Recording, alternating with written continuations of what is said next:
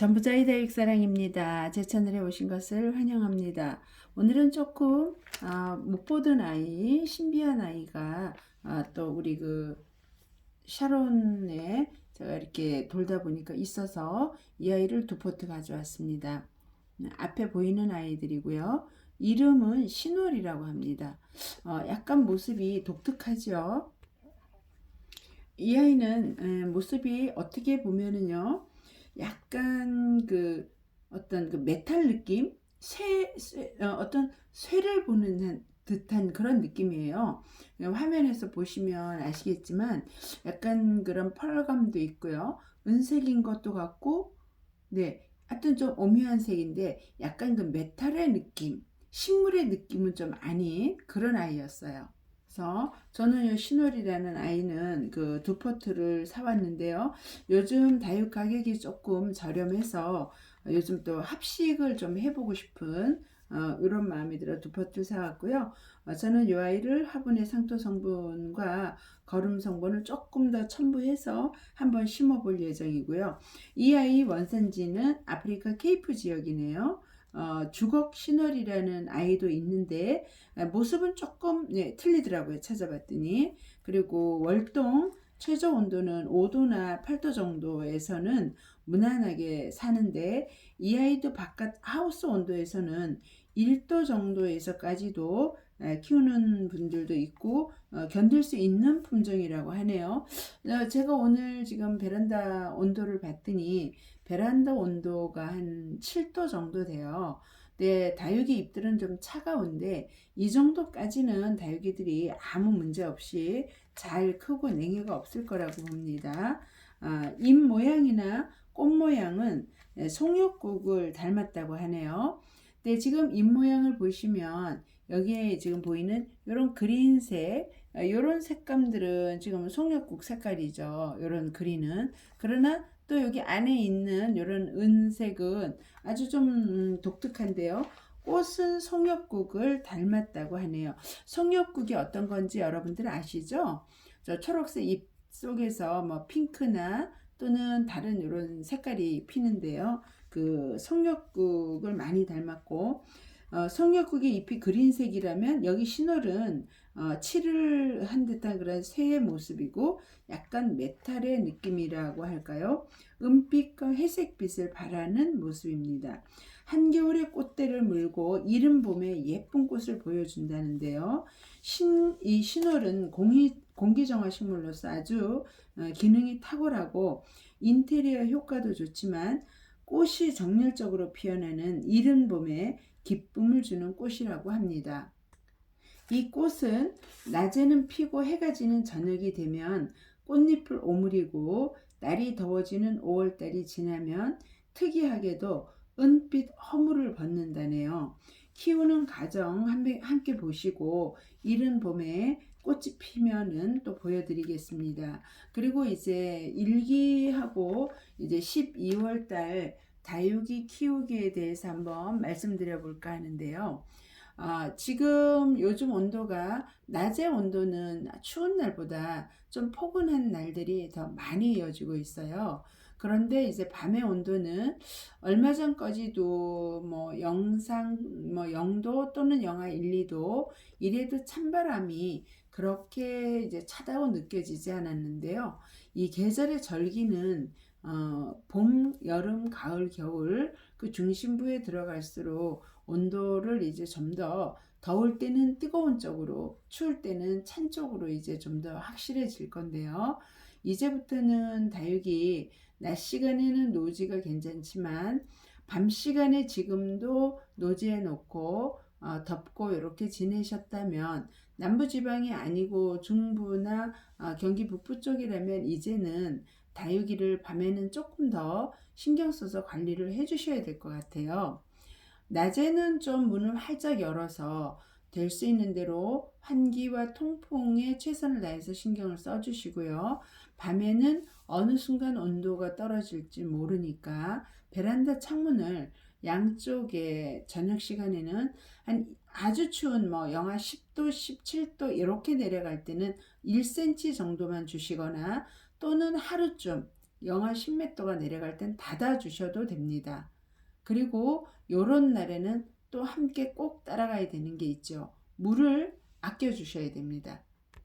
그래서 온도가 떨어지면 제일 먼저 중요한 거는 다육이가 느끼는 체감 온도, 진짜 다육이들이 느낄 수 있는 온도를 베란다 안이든 거리되든 어디가 됐든 영하 2, 3도 이하를 내려가는 몸에 그런 온도를 느낀다라면 이 아이들이 냉해를 입고요. 당장 눈에 보이게 냉해를 입지 않더라도 입장이 물러지거나 또 보이지 않는 목대 부분에 데미지를 입을 수 있습니다. 그게 무엇과 맞물리느냐? 물하고 맞물리겠죠. 수분이 흙 속에 있는 물의 양이 적다면 다육이들이 좀 추워도 냉해를 덜 입죠. 여름하고 똑같습니다. 여름에 뜨거울 때 화분 안에 수분이 많으면 뜨거운 온도에 의해서 화분 안에 그 흙이 더워지면서 삶는 효과가 있다고 말씀드렸듯이 겨울에는 거꾸로 또 흙 안에 물이 많으면 어는 효과가 있어서 냉해를 볼 수 있어요. 그러니까 요즘 같은 때는 물을 주신다면 물량을 이제 12월, 11월까지는 그래도 우리가 물을 좀 더 주었고요.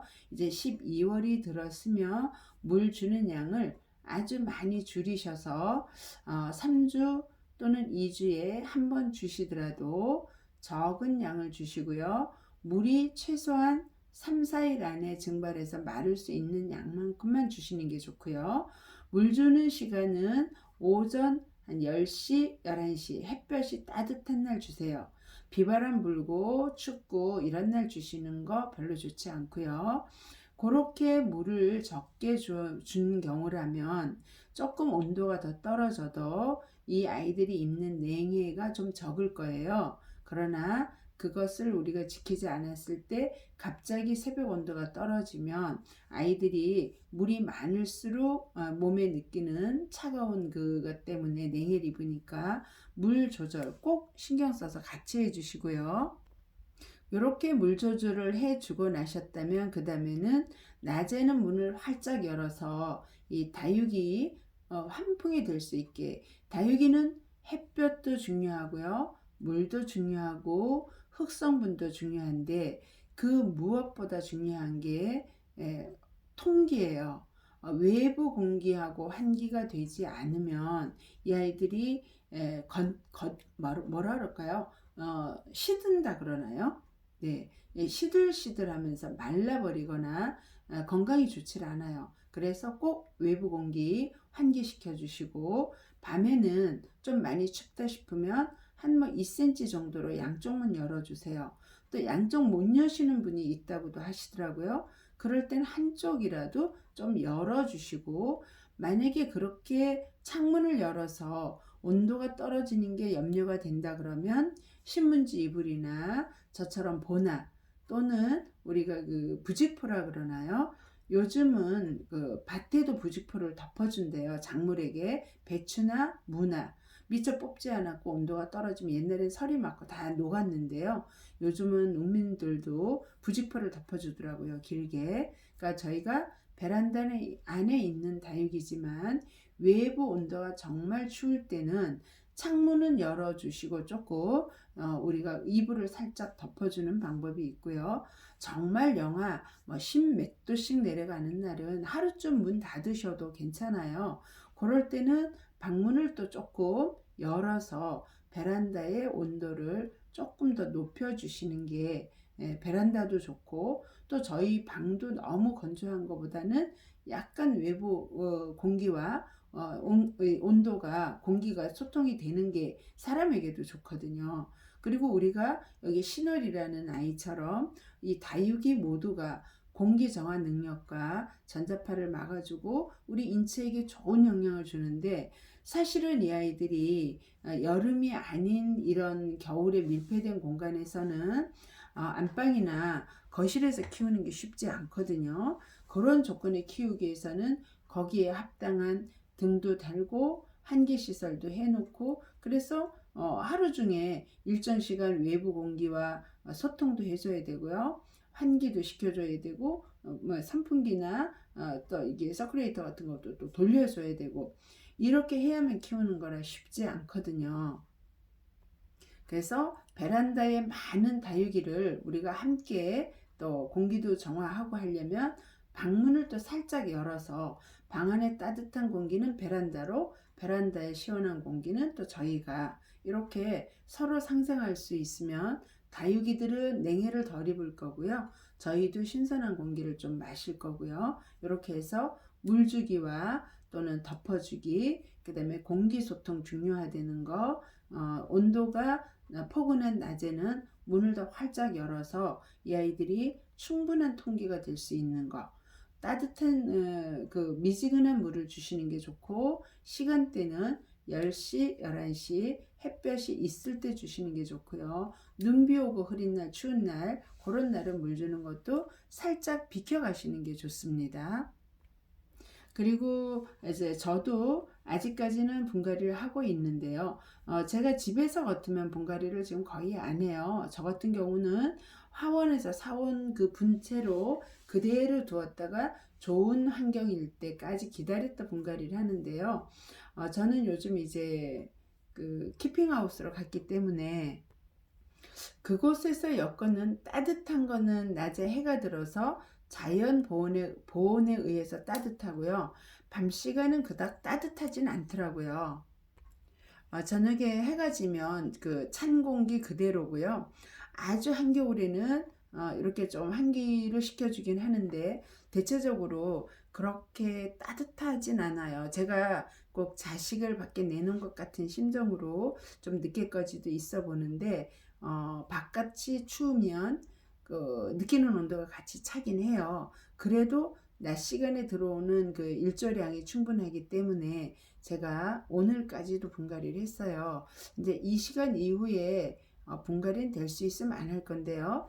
여러분들한테 이 말씀을 드리는 게 분갈이를 해도 되나 안 해도 되냐라고 이제 물어보시는 분도 계셨는데요.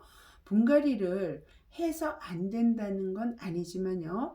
이렇게 추울 때는 식물들이 성장을 잘 하지 않고 좋은 환경이 아니라면 뿌리 내림이나 싹 내림이 쉽진 않아요. 그래서 아주 추운 겨울에 아주 뜨거운 여름엔 분갈이를 안 하시는 게 좋고요.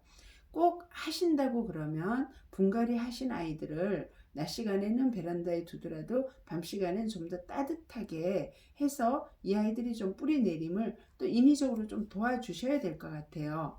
그래서 저는 요즘 분갈이를 해주고는 있지만 또 이제 상황이 이렇게 이주를 하게 돼서 하고 있지만 아주 추울 때는 안 하는 게 그래도 낫고 저희가 한여름이 오기 직전에 분갈이를 해서 뿌리를 안 내리면 여름에 이 피해를 입고 좀 떠나가는 아이들이 많이 나오듯이 한겨울 추울 때도 뿌리 내림이 원활하지는 않다고 보여져서 좀 환경을 만들어 가거나 따뜻하게 만들어 줄 이런 여건을 고려하신다면 거기에 맞게 해주시는 건 좋지만 그냥 아주 추운데 노출이 돼 있다 그러면 뿌리 내림이 쉽진 않다라고 생각이 들어서 그렇게 한번 말씀드렸습니다. 그러니까 뭐 모든 분들이 각자 자기에게 맞는 또 스타일이 있으니까 또 그거는 아시는 분들은 그렇게 하시고